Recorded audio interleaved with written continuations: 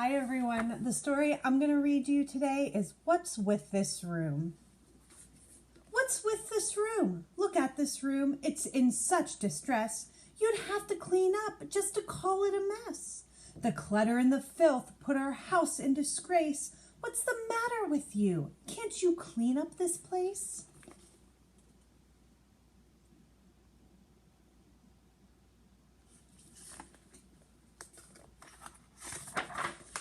Your stuff and your things are in such disarray. We just can't believe you live here this way. Your shoes in a pile, your shirts in a bunch, and there in that corner, is that yesterday's lunch?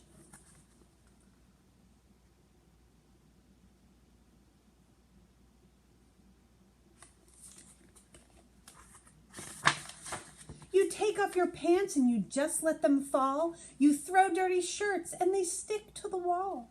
Your stinky old running shoes got up and ran, out stunk by your underwear hung from the fan.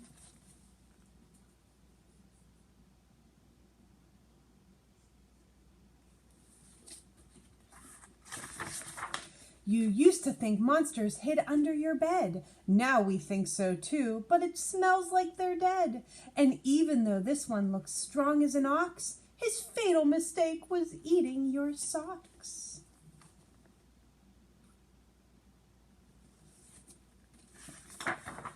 The clothing we bought at those fancy new stores now lies in a heap, growing fungus and spores, while the custom-made closet we built for those garments has become a state refuge for vermin and varmints. There's lizards and lemurs and hideous hedgehogs, wombats and weasels and Brazilian tree frogs.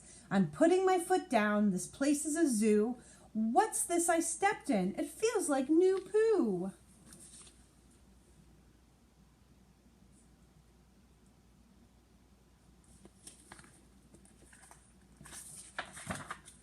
For your birthday, we gave you those fancy new blocks, but you've cast them aside and just used the box. Its house is some creatures, it's hard to tell what. We don't want to know, so please keep it shut.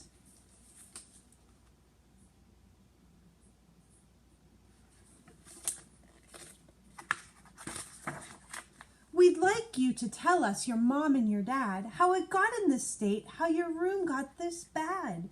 We brought you the mop, the vacuum, and broom. Now why, my dear child, won't you clean up this room?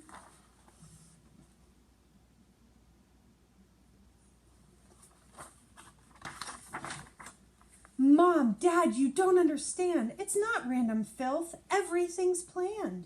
The muck and the mess and the clothes that are cruddy, they all play a part in my homework and study. I've got math, I've got science, I've got all of those classes, not to mention a study of stinky shoe gases. The crud and the critters, they all play a part, and if it's not science, I just call it art.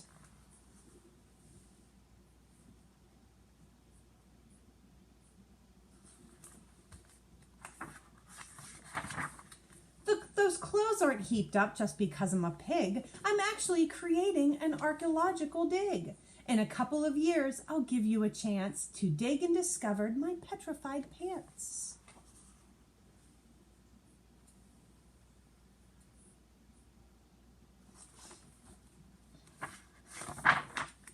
That isn't just vermin down under the rugs. I'm studying a family of misbehaved bugs.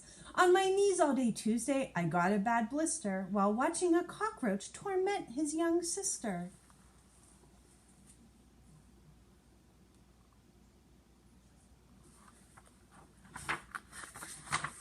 And my underwear flung on the fan is, of course, just a method to study centrifugal force. As they spin round and round, I can measure the flows of air by the smells that I smell with my nose.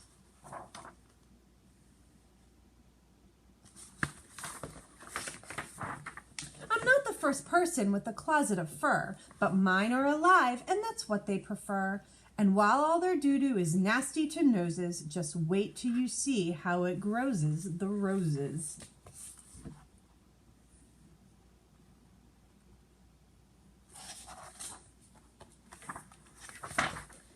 The food in the corner, all covered with green, will save you big money come next Halloween.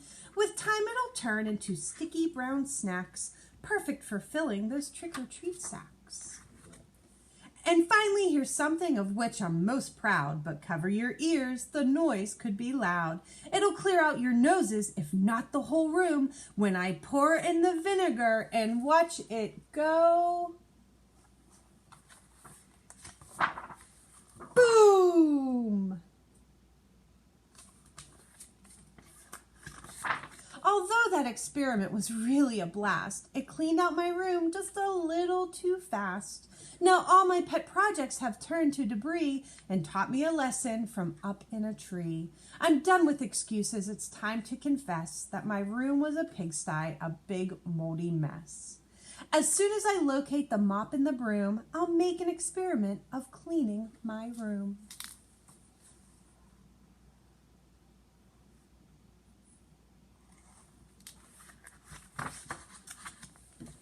First grade, I hope you enjoyed that book, and I hope that your rooms do not get as messy as the little boy in that stories did. Have a great one, and I hope to see you soon.